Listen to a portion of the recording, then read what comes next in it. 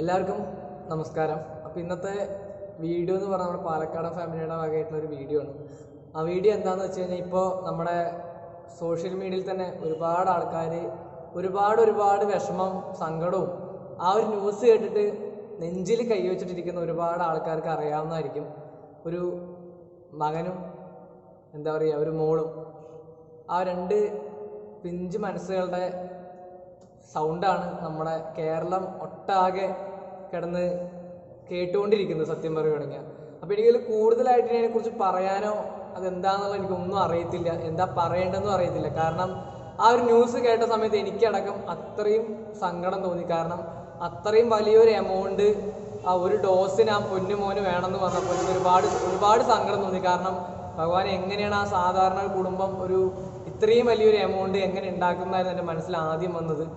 പിന്നെ വന്ന കുറച്ച് സന്തോഷം വന്നത്, അത് നിമിഷങ്ങൾക്കകം, വളരെ ചുരുക്കം സമയങ്ങൾക്കുള്ളിൽ എല്ലാവിടേക്കും ഷെയർ ചെയ്യുന്ന നമ്മുടെ മലയാളീസ്. ഒരാളിനെ പോലും ഞാൻ എടുത്തു പറയാം. നമ്മുടെ മലയാളീസിനെ ഏറ്റവും കൂടുതൽ ഞാൻ റെസ്പെക്റ്റ് ചെയ്യുന്ന സമയമാണ് ഈ ഒരു സമയം എന്ന് പറയുന്നത്. കാരണം ഒരാൾക്കൊരു പ്രശ്നം വന്ന സമയത്ത് അത് എൻ്റെ പ്രശ്നമാണ്, അത് എൻ്റെ കുടുംബത്തിലും സംഭവിച്ചാൽ എന്ത് ചെയ്യുമെന്ന് മനസ്സിൽ വിചാരിച്ചുകൊണ്ട് അത്രയും നന്നായിട്ട് 1 രൂപയാണെങ്കിൽ 1 രൂപ ആ പൊന്നുമോന് വേണ്ടിയിട്ട് മാറ്റിവെക്കുന്ന നിങ്ങളോട് ഞാൻ ആദ്യം തന്നെ നന്ദി പറയാൻ ആഗ്രഹിക്കുകയാണ്. അപ്പോൾ ഈ ഒരു വീഡിയോ കാണുന്ന ഒരാളാണെങ്കിൽ ഒരാൾ ഈ വീഡിയോ കണ്ടിട്ട് ആ മക്കൾക്ക് സഹായമായിട്ട് പോകണമെന്നാണ് ഞാൻ ഈ വീഡിയോയിലൂടെ പറയാനുള്ള കാരണം. അപ്പോൾ എല്ലാ ആൾക്കാരും ആ മോൻ്റെ ഡീറ്റെയിൽസും എല്ലാം എനിക്ക് ആ മകൻ തന്നെ വിളിക്കാമെന്ന് തോന്നുന്നു. അതുകൊണ്ടാണ് ഞാൻ കൊച്ചിൻ്റെ പേര് വിളിക്കാത്തത്. കാരണം ഞാനൊരു അച്ഛനാണ്. ഒരു മകനോ അല്ലെങ്കിൽ ഒരു മകൾക്കോ ഇങ്ങനെ ഒരു അസുഖം വന്നു കഴിഞ്ഞാൽ ആ വീട്ടുകാർക്ക് എത്രമാത്രം സങ്കടം ഉണ്ടാവും, എത്രമാത്രം ആ വീട്ടുകാരുടെ മനസ്സ് കിടന്ന് പെടയുന്നുള്ളത് മനസ്സിലാവുന്നത് കൊണ്ടാണ് ഞാൻ ആ മോനെന്ന് വിളിക്കുന്നത്, അല്ലെങ്കിൽ ആ പൊന്നു മോനെന്ന് ഞാൻ വിളിക്കുന്നത്.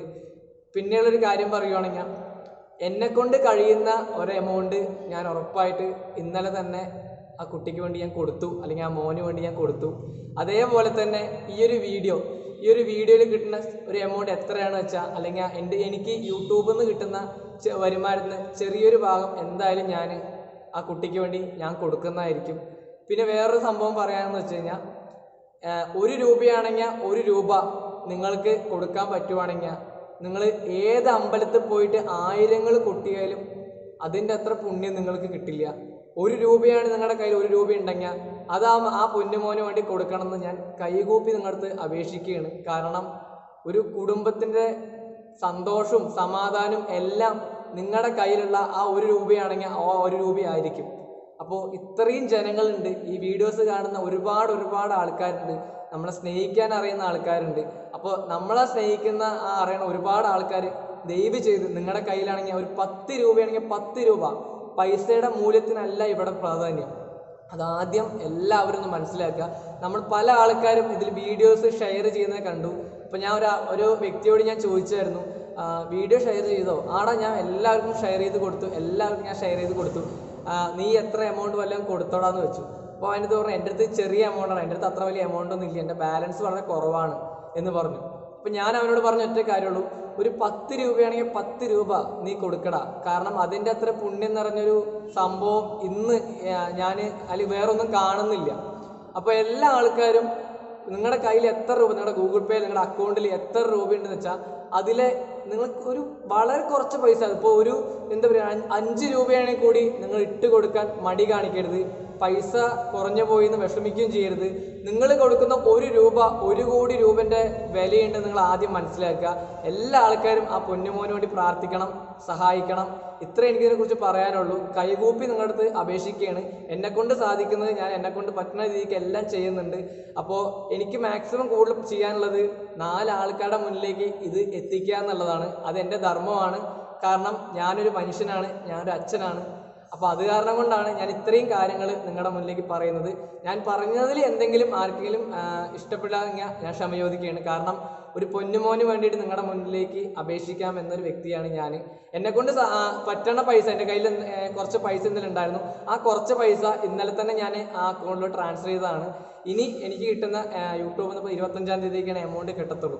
അപ്പോൾ അതിൽ നിന്ന് കിട്ടുന്ന കുറച്ച് പൈസയാണെങ്കിൽ ആ കുറച്ച് പൈസ ആ മകനും ആ പൊന്നുമോന് വേണ്ടിയിട്ട് ഞാൻ കൊടുക്കുന്നതായിരിക്കും.